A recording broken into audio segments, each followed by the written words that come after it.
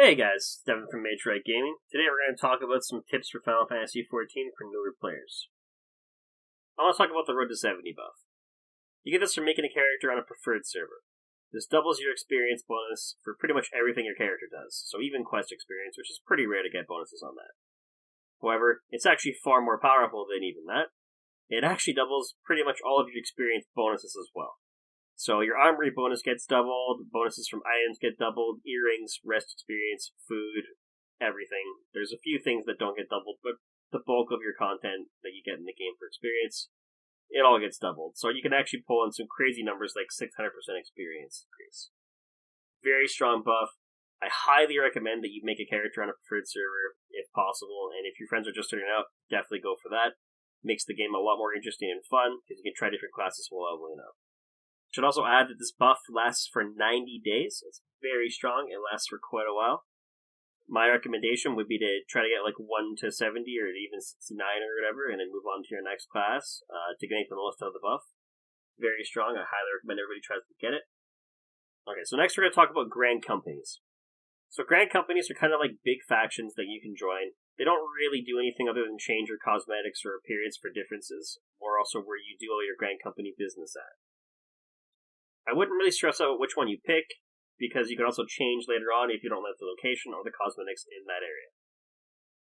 So a couple things about Grand Companies are the seals. So once you unlock a Grand Company, you can get seals through a variety of ways, from doing your daily roulettes, and doing fates, and Grand Company leves.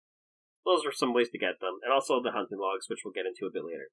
So while you're accruing these seals, I highly recommend you go to your Grand Company and try to get your promotions as soon as possible. You can get them from going to the Grand Company and applying with the NPC that's there. Otherwise, you'll eventually cap out and you'll just be accruing seals and having them wasted, which really, really sucks. I also recommend doing your hunting logs in Grand Companies. These provide you with seals while doing them for bounties effectively, and also they're usually a requirement to get to higher ranks in Grand Companies when applying for promotions. So hunting logs are kind of like a bounty on a mob that may give extra experience or seals depending on if it's a class or Grand Company log. The enemy will have a weird symbol on its name. If it's a hunting log enemy, you should definitely make sure you try to kill them, as that's just awesome bonuses, and when you complete an entire chapter of the hunting log, you get extra bonus on top of it. So challenge logs are a weekly quest effectively. They're like doing things like 5 dungeons or 5 fates. These can be picked up at Luma Linza at the inn. This is super easy to miss and worth a ton of experience. I personally missed this. I didn't even know it existed until I was almost level 60.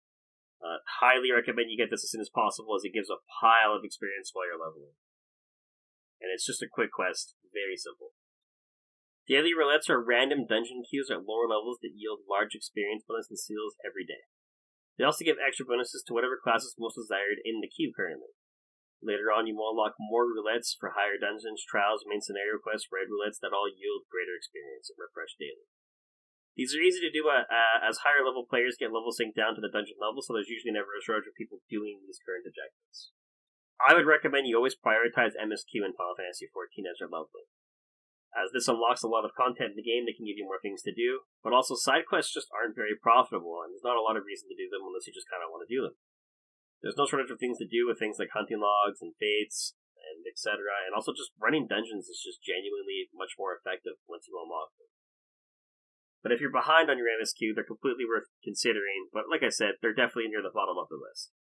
Fates are random events happening around the world of Azoria that pop up on the map. You can sync to one of any level if you're too high. They yield experience, skill, and later on, when you join a Grand Company, seals, which are all very useful for getting promotions. And later on, once you have these seals, you can also sell equipment that you get through doing dungeons and other areas for additional seals as well. This helps with promotions. It's under the Expert Delivery tab. You have to be a high enough rank to actually do this, however.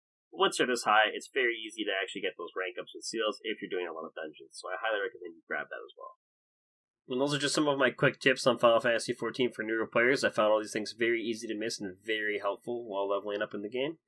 If anybody has any questions or videos or things like that they want to see something on in the future, just let me know in the comments, and throw me a like and subscription if you like the content. Thank you very much. Have a great day.